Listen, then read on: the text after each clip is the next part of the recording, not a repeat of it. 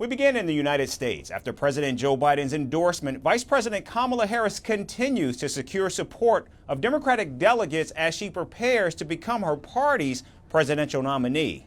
Several state delegates from Texas and California met last night to confirm their support for the vice president. Meanwhile, senior Democrats, including former House Speaker Nancy Pelosi, have now endorsed her candidacy. Harris has also smashed fundraising records as her team reportedly raised $81 million within a 24-hour period. Now, in her first remarks since being endorsed by President Biden, Kamala Harris thanked the president and the campaign for its continued support. And I wanted to say a few words about our president. Joe Biden's legacy of accomplishment over the past 3 years is unmatched in modern history. In one term, he has already, yes, you may clap.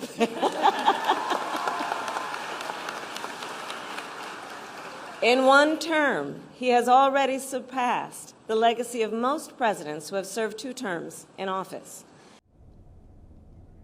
The vice president then kicked off her campaign and verbally went after Donald Trump, calling him a predator and fraudster. You know, as many of you know, before I was elected as vice president, before I was elected as United States Senator, I was the elected Attorney General, as I've mentioned, of California, and before that I was a courtroom prosecutor. In those roles, I took on perpetrators of all kinds.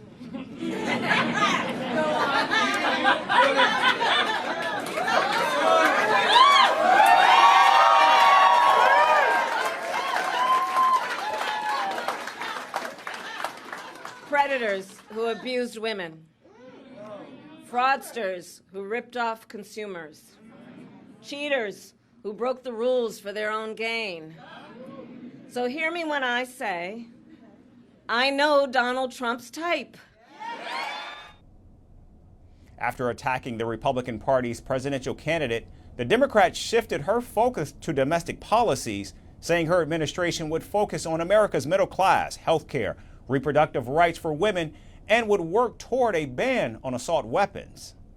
Together we fight to build a nation where every person has affordable health care, where every worker is paid fairly, and where every senior can retire with dignity.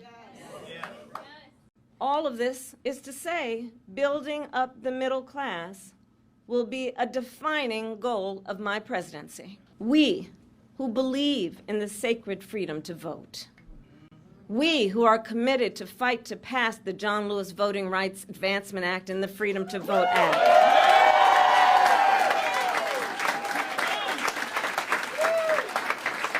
We who believe in the freedom to live safe from gun violence, and that's why we will work to pass universal background checks, red flag laws, and an assault weapons ban.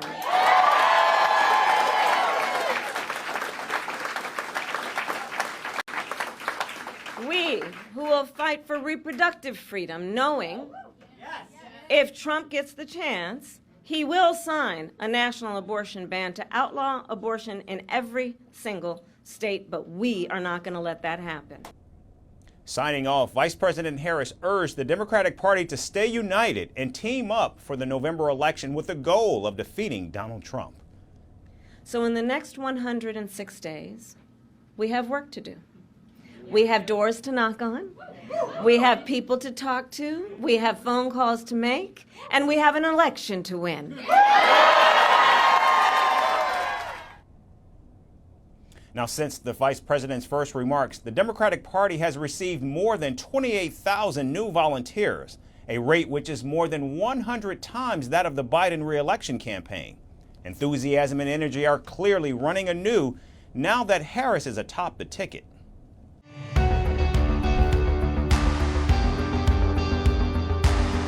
Across continents, one powerful news source.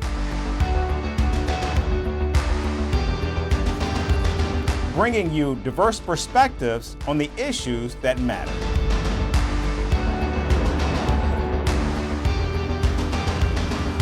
We go beyond the boundaries to give you that little extra about every sporting moment.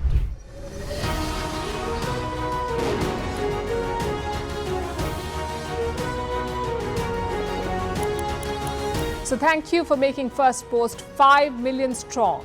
We're counting on your support, and you can trust us to bring you the news unfiltered and unvarnished.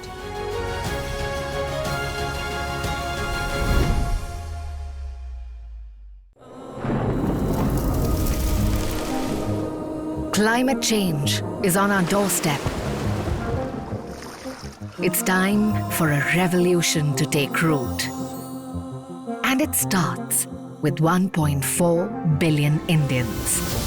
It starts with one tree for humanity, one tree for Mother Earth, one tree for a future. Project One Tree, a News 18 network initiative.